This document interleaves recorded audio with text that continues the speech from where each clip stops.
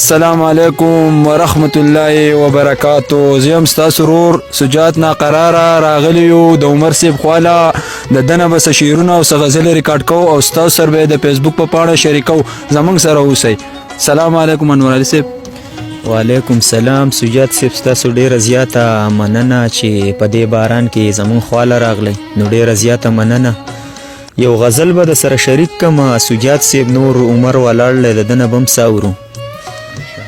وای هر څوک په ځان شولو د ژوند ټولې مزې ختمې شوې، هر څوک په ځان شولو د ژوند ټولې مزې ختمې شوې، او بس د یو بل سره سیالي کړي نو رشتې ختمې شوې. هر څوک په ځان شولو د ژوند ټولې مزې ختمې شوې، او بس د یو بل سره سیالي کړي نو رشتې ختمې شوې.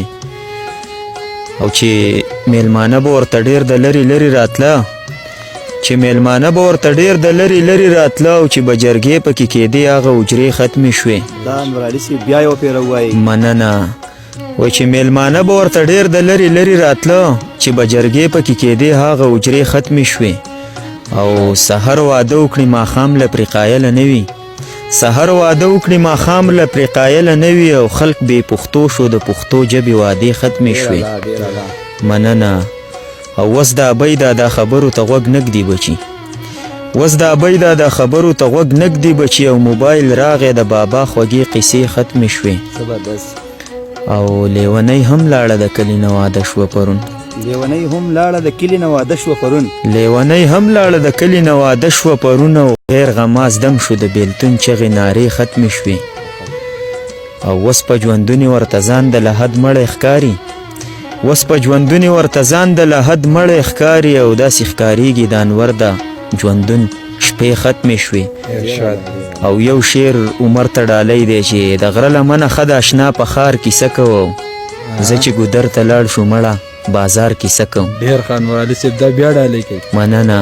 وای د غره لمنه ښه د اشنا په ښار کیسه کوم، زه چې ګودر ته لاړ شو مړه بازار کیسه کوم. د خاموشۍ عادت یم یار لیونی به شم، شور می په زړه نه لګي په دې چغار کیسه کوم. ډېره مننه. اوس په د عمر نم سره ډېره مننه انور علي صاحب. د عمر صاحب نوم هم څه غزلې څه شعرونه ریکارډ کوو او ستاسو سره به د فیسبوک په پاڼه شریکو. زمونږ سره اوسئ. ډېره زیاتې مهرباني سجاد صاحب چې تاسو زما خواله راغلی او ډېر ښکلی باران هم ورېږي، او انور علي صاحب د سره راغلی دا پکې بیا بله خوشحالي شوه. ډېره مهرباني عمر صاحب. نو ډېر زیات خوند یې وکړو. او یو شعر دی زه به تاسو ته راولاږه ډالۍ کوم چې هغه به د هر سړي د مور دپاره وي.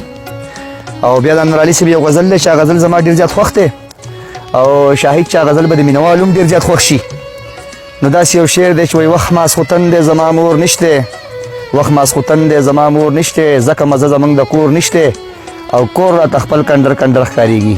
انور علي صاحب کور راته خپل کنډر کنډر ښکارېږي، پکې حواس زما د مور نشته، او زما هبۍ زموږ د کور نه لاړه، زما هبۍ زموږ د کور نه لاړه، د زندګۍ خوند مې اوس نور نشته، او چې به راتلم مور به دعا وکړله،